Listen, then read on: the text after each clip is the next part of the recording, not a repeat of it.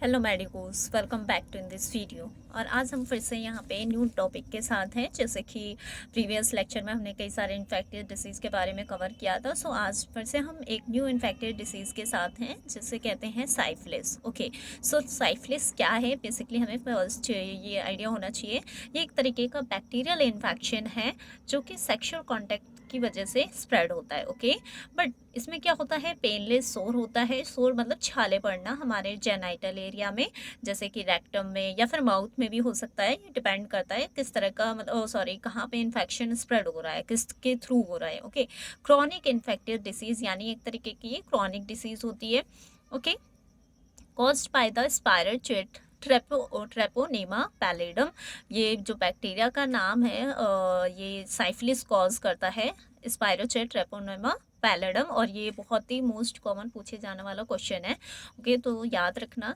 Congenital also यानी कि congenital यानी कि ये क्या है, जेनेटिकली भी क्या हो रहा है, ट्रांसफ़र हो सकता है पेरेंट्स टू जैसे कि मदर्स टू चाइल्ड हो सकता है। ओके, कंजेनाइटल और कह सकते हैं सेक्सुअली ट्रांसमिटेड डिसीज़ भी है ये। अफेक्ट एनी ऑर्गेन और टिश्यू, ये किसी भी ऑर्गेन और टिश्यू को अफेक्ट कर सकता है, स्पेशली जेनाइटल्स। अगर हम देखें स्पेशली जेनाइटल एरिया में क्या करता है ये, ज़्यादा इन्फेक्शन कॉज करता है। स्किन में, उसके बाद स्किन है mucous membrane, aorta, brain, liver, bones, nerves, इनमें भी इन्फेक्शन हो सकता है। Okay, depends on the type और route of the infection. Okay, so treatable in early stage, इसे अर्ली स्टेज में हम ट्रीट कर सकते हैं।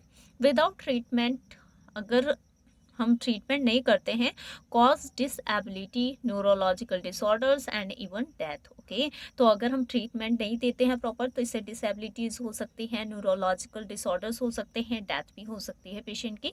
इसका कॉजेटिव एजेंट क्या है साइफिलिस के? Treponema pallidum bacteria. ओके, और हम कह सकते हैं पेंट्रेट स्किन और द म्यूकस मेम्ब्रेन। ये क्या करते हैं, हमारे स्किन और म्यूकस मेम्ब्रेन में पेनेट्रेट करके क्या करते हैं, इन्फेक्शन कॉज करते हैं।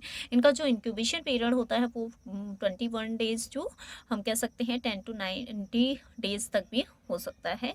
Okay, so depends on the severity of the infection. Okay, so अब हम देखते हैं मोड ऑफ ट्रांसमिशन क्या है इसका। ओके, मोड ऑफ ट्रांसमिशन क्या है, ये डिपेंड करता है कि ये जैसे सेक्सुअली कांटेक्ट में आने से भी हो सकता है। कई बार कंटामिनेटेड ब्लड और बॉडी फ्लूइड हम वो कर लेते हैं। ओके, सॉरी फॉर डिसकंटिन्यूएशन, थोड़ी डिस्टर्बेंस थी। Okay, so mode of transmission जैसे कि हमने देख लिया था, सेक्सुअल कांटेक्ट में आने की वजह से ब्लड या फिर बॉडी फ्लूइड जो कंटामिनेटेड है वो हमारी बॉडी में आ रहा है कहीं से, या फिर शेयरिंग नीडल शेयर कर रहे हैं जो ऑलरेडी ऐसा पेशेंट नीडल यूज़ कर रहा है जिसे ऑलरेडी ये इन्फेक्शन है साइफिलिस, और वही हमने भी यूज़ कर लिया। मदर टू इन्फेंट हो सकता है। इसके टाइप्स अगर देखें तो प्राइमरी स्टेज में प्राइमरी होता है, प्राइमरी यानी ये फर्स्ट स्टेज होता है साइफिलिस का, जहाँ पे वन और मोर पेनलेस सोर्स हो सकते हैं हमारे in and around the genital, यानी जेनाइटल एरिया में छाले पड़ जाना। ओके, कुछ बम्प्स जैसे निकल जाते हैं। ओके, और कई बार ये एनएस एरिया में भी हो सकता है, हमारे माउथ में, यह जिसे बोला जाता है चैंकर्स। ओके, अगर माउथ में सोर्स होते हैं साइफिलिस की वजह से उसे चैंकर्स बोला जाता है।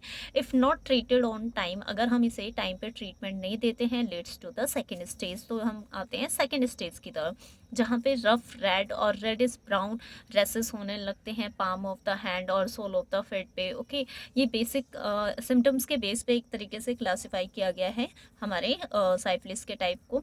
सोलन लिम्फ नोड्स, हमारे लिम्फ नोड स्वॉल कर जाते हैं, स्वेलिंग हो जाती है, फीवर होता है, कई बार सोर थ्रोट रहता है, पैच हेयर लॉस होता है। ओके, हेडेक हो गया, बॉडी एक हो गया, एक्सट्रीम टायर्डनेस होती है, फैटिक थकान होगा इसमें।